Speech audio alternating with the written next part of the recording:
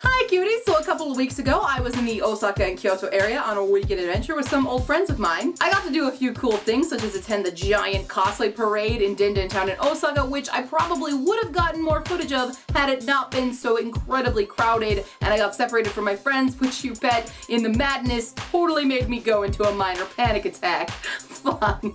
But the real reason I was in Osaka was to check off something on my Japan bucket list that I've had since I moved here the first time, and that of course was to witness Japan's national sport, sumo.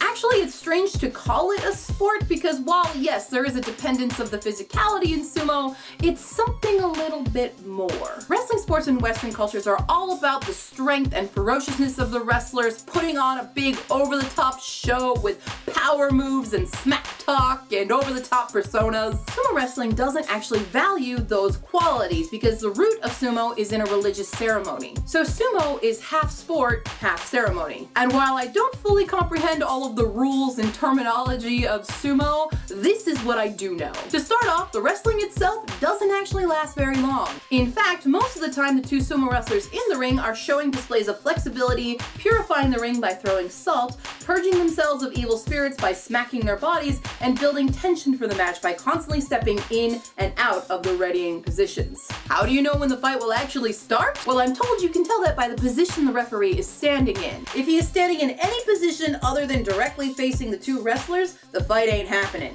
But when he is, get ready because it's about to go down. As soon as both wrestlers have touched the ground with their fists, the fight erupts. Most of the time I was surprised to see it start because while one wrestler might be waiting with both fists on the ground, their opponent could put one fist and wait dramatically just to barely touch the ground and start the match. That's also one of the ways they psych each other out by just barely not touching the ground and returning to continue the purification of their bodies and the ring. How a wrestler wins a match is by either knocking their opponent out of the ring or if his opponent touches the ground with his hand. The fights usually only last a couple of seconds. Except I was able to see one of the rare stalemate occasions where two wrestlers were so evenly matched they were stuck in what looked like a really long bear hug.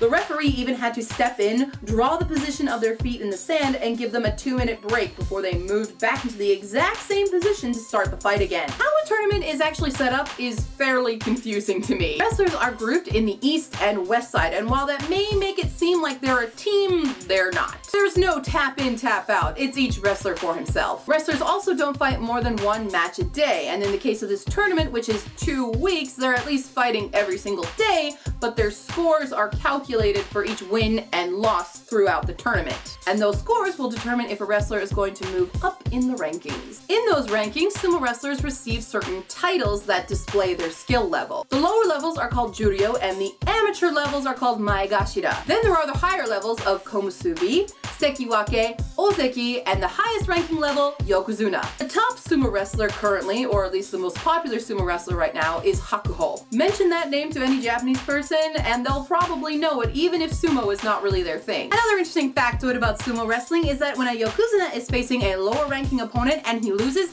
everyone in the stadium will grab their seat cushion and throw it in the ring. Technically this has been banned, but everybody does it anyway. And finally, the big difference between Western wrestling and Japanese sumo wrestling are the fans. You'll notice in a sumo wrestling tournament, all of the fans are pretty much silent aside from a few odd ones out. In my case, there was one guy who kept getting everyone to cheer for the underdog of the match, but then we cheer for the other guy anyway, just to even it out and not show favoritism. And that's a huge difference, I think, between Western and Japanese culture. Everyone is pretty chill, basically, and that I really like. And that's all the information I know about sumo wrestling. I hope you learned something today. If you have further questions, please put them in the comments below or on Facebook, Tumblr, and Twitter. If you have questions about specific things in sumo wrestling, Wikipedia is probably a better source than I am in this case. If you ever get the chance to go to sumo wrestling in Japan, I highly recommend it. I went in thinking, it's probably gonna be not so great, but it's an experience you should have, you know? But no, it was awesome. I am now a huge fan of sumo. I do like Hakuho, but he's not my favorite wrestler. I really adored Ikioe. He had amazing maneuvers. Anyway, I hope you enjoyed this video. If you want to see more like this, please consider supporting me on my Patreon. That would be great. And I will see you next time, cuties. Bye!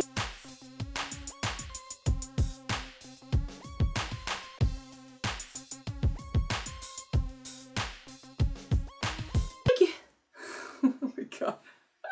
It's been so long since I've done this. Wrestling sports in Western culture.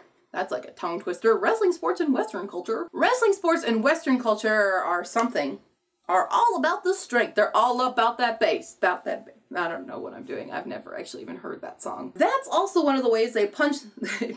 Psych.